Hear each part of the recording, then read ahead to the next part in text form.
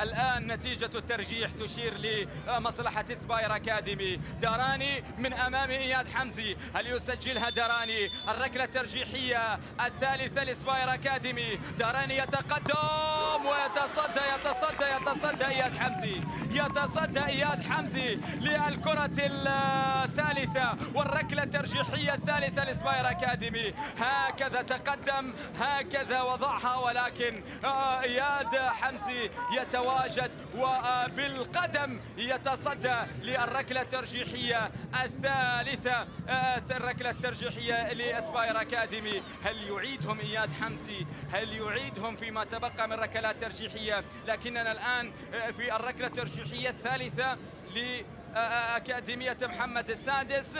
من هنالك أيمن آية حمو، هل يسجلها؟ هل يضعها أم بكري محمد يتصدى؟ أم يضعها أم بكري محمد؟ ويضعها أيمن آية حمو، يضع الركلة الترجيحية الثالثة بنجاح لأكاديمية محمد السادس. لكن الآن الأمور تترك لمن؟ لإياد حمزي، من أجل إبقائهم على الآمال، من أجل إبقاء آمالهم في هكذا توقيت. لكن الركلة الترجيحية الرابعة مع من؟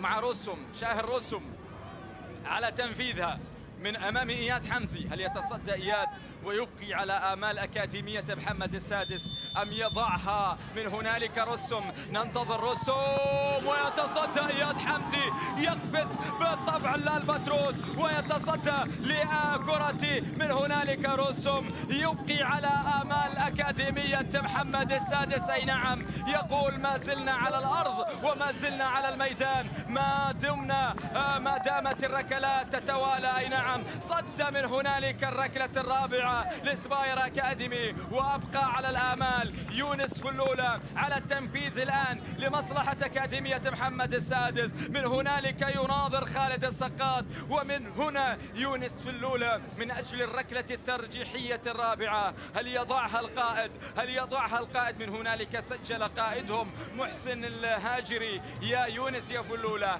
لكن الآن يونس فلولة من أمام بكري محمد، هل يسجل يونس؟ هل يضعها يونس فلولة يضعها، نعم، فلولة يضعها، نعم، ويسجل الركلة الترجيحية الرابعة بنجاح. 2-2 الآن. الركلة الترجيحية الأخيرة كيف ستكون؟ وضعها من هنالك يونس، وضعها فلولة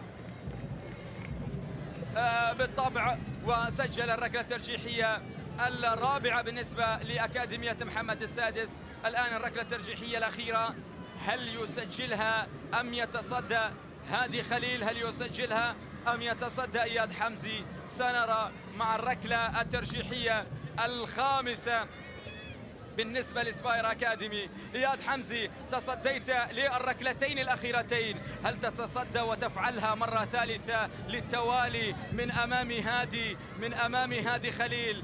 هادي وضع الكرة تتحرك مع الرياح الموجودة. لكن الآن الركلة الترجيحية الخامسة لسباير أكاديمي، الركلة الترجيحية،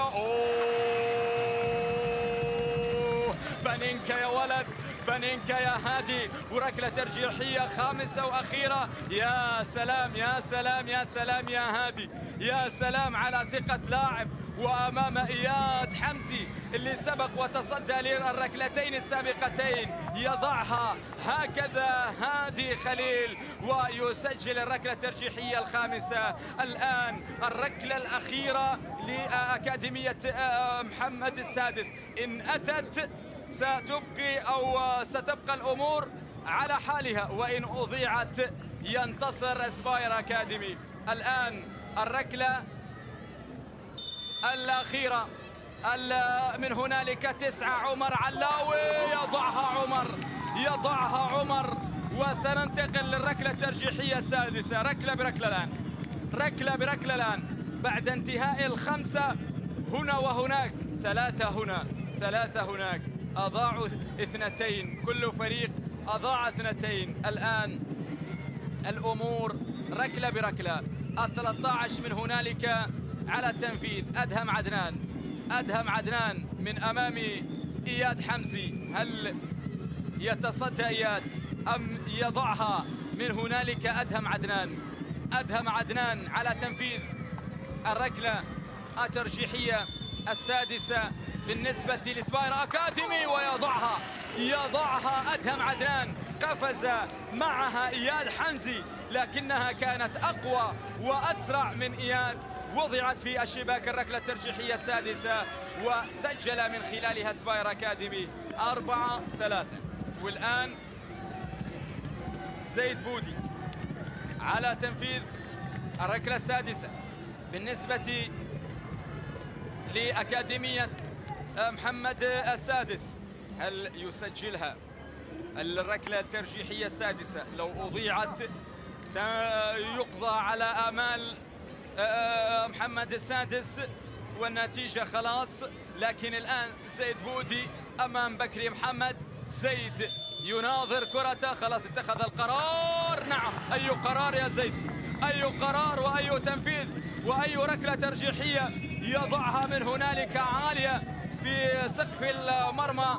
يسجل الهدف أو الركلة الترجيحية السادسة بكل اقتدار لتصبح 4-4 مع إضاعة ركلتين لكل فريق.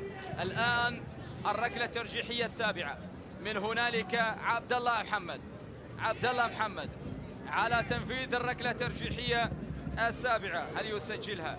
هل يعلنها؟ راشد من هنالك يتحدث مع عبد الله محمد، وعبد الله الآن على التنفيذ من أمام إياد حمزي. يبدو متردد عبد الله، لكن سنرى من أمام إياد عبد الله وإياد. نعم، يبدو متردد عبد الله. صدها إياد حمزي الآن، والفرصة عند من؟ عند أكاديمية محمد السادس في هذه الأثناء وفي هذا التوقيت. صد الركلة الترجيحية السابعة ليصد 3 ركلات ترجيحية.